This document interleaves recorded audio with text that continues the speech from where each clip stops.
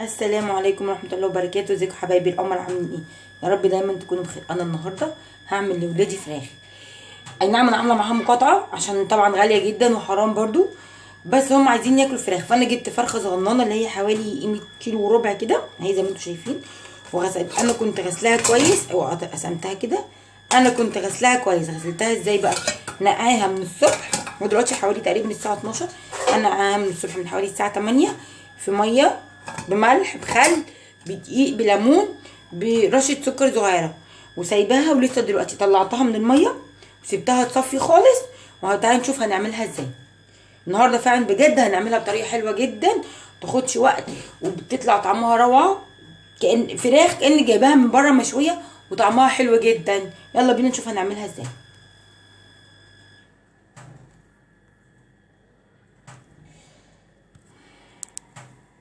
انا هنا عندي بصله متوسطه زي ما انتم شايفين اهيت، غسلها كويس جدا اهيت.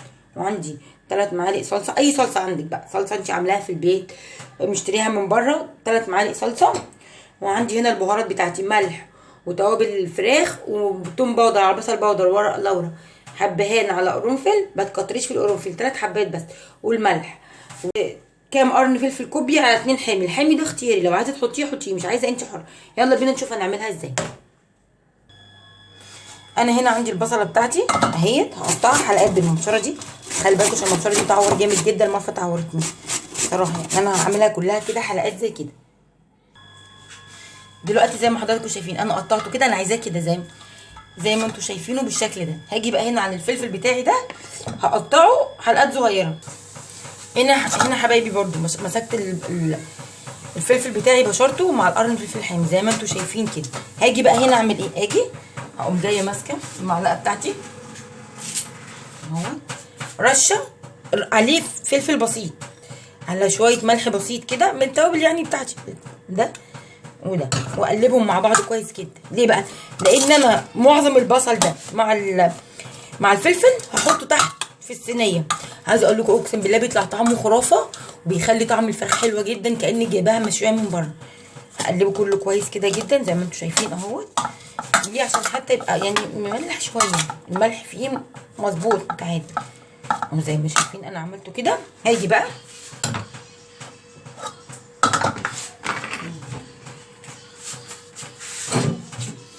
الفرخه بتاعتي اهيت. هاجي بقى انا من هنا، انا هنا كنت فاتحاها زي ما انتم شايفين من هنا.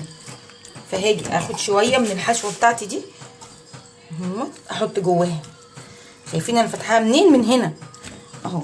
هاجي احشيها كده شويه بصل.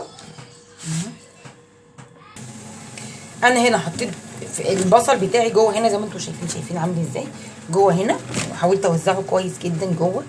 وهنا عند الورك برضو عايزه اقول لكم ان هو بيخلي طعمها حلو جدا. انا عملتها حشي تجاد. يلا بينا نشوف نحطها ازاي في الصينيه. انا عندي دي الصينيه بتاعتي، صينيه صغيره. هاجي بقى هنا امسك شويه من البصل ده افرشه كده فيها ايوه زي ما انتم شايفين ماشي. وهجيب البهارات بتاعتي برضو تاني اوشي شويه تحت، واحط ورق اللورا والقرنفل على الحبهان اهو. نعم، هنفض بقى التوابل دي الخبطها مع بعضها كده زي ما انتم شايفين، وهرش شويه. هاجي بقى احط على الصلصه بتاعتي شويه من البهارات دي. انا هعمل بقى ايه بالصلصه دي؟ انا هحطها على الفرخه من فوق بحيث انها تديها لون حلو لما تتشوي في الفرن معايا، تديها لون حلو وطعم جميل. هاجي بقى بسم الله يا رب. الفرخه بتاعتي اهيت حطيتها في الصينيه كده زي ما انتم انا هنا قسماها من ورا زي ما انتم شايفين. بصوا حطيتها ازاي. هاجي بقى هنا احط عليها شويه من الحشو ده حطوا كله تقريبا ماشي كده. عايزه اقول لكم والله العظيم بتطلع روعه جدا، لولا بس ولادي هم نفسهم ياكلوا فراخ طبعا عشان احنا عاملين معاها مقاطعه لانها غاليه، ربنا يرحمنا برحمته كده. خلاص هاجي بقى ارش عليها شويه من التوابل دي عشان يبقى طعمها حلو ماشي. هاجي بقى الطماطم دي اهيت هرش كده على الوش. انا بحب احطها بقى فين؟ على البوتاجاز من فوق، واول لما تستوي تستوي، واقوم جايه احطها في تحت الشوايه تاخد لون. الاول يبدا الجزء اللي تحت يتحمر شويه، وبعد كده اقوم جايه احطها على الشوايه من فوق تاخد لون. وساعات بقى بعمل ايه الاول يعني، بمسك البصل ده اللي طلع طلعه في نقطه زيت صغيره او زبده، بحمره شويه احطه على الوش، صراحه بتطلع روعه. دلوقتي احنا خلاص عملناها. هنيجي بقى هنا، بسم الله. بص البصل، هولع بصوا، هشغل البوتاجاز بقى، النار عندي شايفين. مالك يا ست الكل؟ لا انا بقى ههدي النار خالص، اخليها كده زي ما انتم شايفين. احط الفراخ بتاعتي اهيت، ايوه هغطيها بغطاها.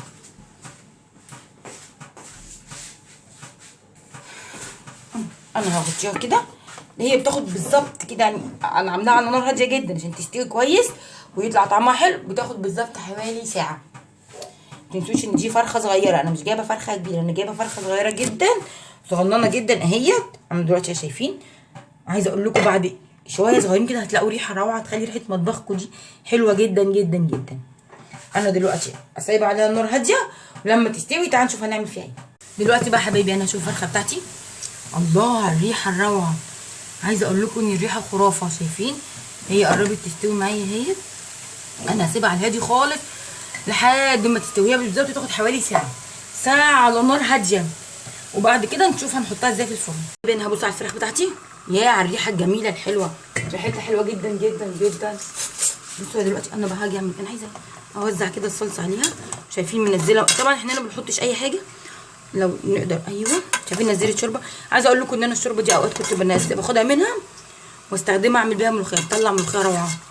هرش كده شويه وهسيبها برده لحد ما تستوي خالص وتشرب كل السوائل اللي فيها دي، وبعد كده هحطها في الفرن تاخد لون تتحمر، لان لما هتشرب السوائل دي هتبدا من تحت تتحمر معايا ومن فوق. عايزه اقول لكم اقسم بالله بتطلع طعمها وريحتها كانها فراخ مشويه احلى من بره 100 مره. صراحه بقى حبايبي انا ما قدرتش اقاوم الشوربه الجميله دي. شايفين طلعوا شوربه حلوه جدا وطعمها روعه. انا هعمل بيها ملوخيه، انا عندي ملوخيه ناشفه صراحه الطعم خرافه والريحه روعه. انا هنا بقى هم حبه صغيرين، عايزه اقول لكم بتديكي احلى ملوخيه ممكن تتخيليها. انا دلوقتي هزودها ميه سخنه وهعمل بيها ملوخيه. يلا بينا نشوف هنعملها ازاي. دلوقتي يا حبايبي انا زودتها شويه ميه سخنه اهي، تشوفوا بقت قد ايه، وحطيت عليها فصين توم انا دقاهم بكزبره ناشفه، وعندي اهي الملوخيه بتاعتي ناشفه. الملوخيه الناشفه دي نخلي بالنا لانها بتتقل، ما نحطش كتير. انا هحطش، يعني هحط قيمه حوالي نص كوبايه على كميه الشوربه دي، وهقلبهم كده مع بعض كويس زي ما انتم شايفين اهو، واحطها على نار هاديه على بال ما اعمل لها الطشه بتاعتها لحد ما تاخد بس ايه غلوتين كده 3. قسما بربي هتطلع ريحتها حلوه جدا وطعمها جميل وهيعجبكم جدا جدا جدا.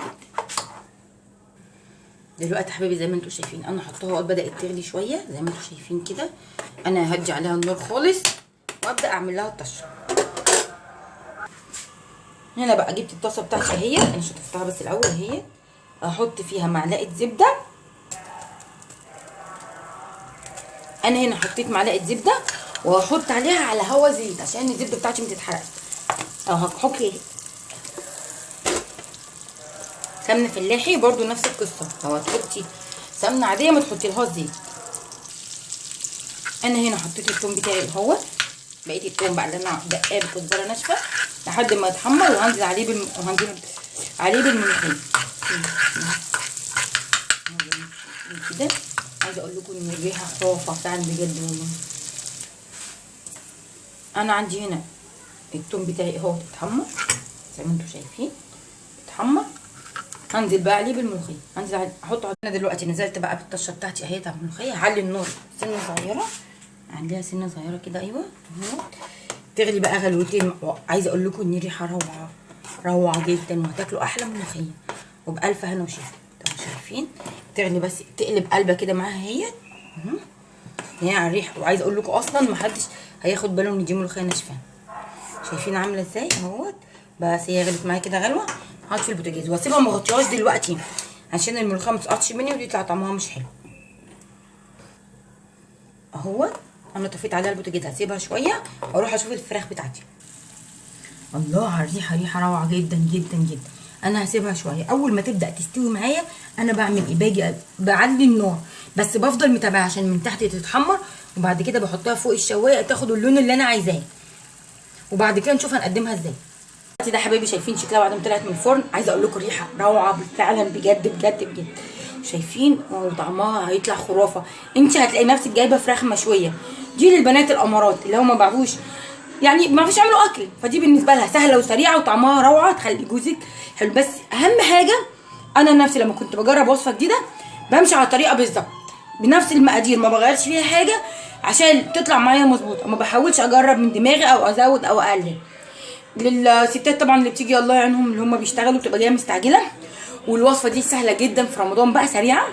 يعني انا ممكن اصحى الصبح مثلا انقع الفراخ بتاعتي كده، الله بقى لو انا سبتها في التتبيله بتاعتها اللي هي البصل والحاجات دي زي ما هي في الصينيه من بالليل مثلا لحد ما اجي احطها في الفرن او اسويها، او مثلا من الصبح لحد ما اجي اعملها. طبعا احنا في رمضان المغرب هيبقى حوالي 6 ل 10 او 6، ممكن اعملها الساعه افضل في التتبيله لغايه مثلا الساعه 4 او 5 على 4 كده او 4 ونص ابدا احطها على النار، هتطلع روعه وخرافه.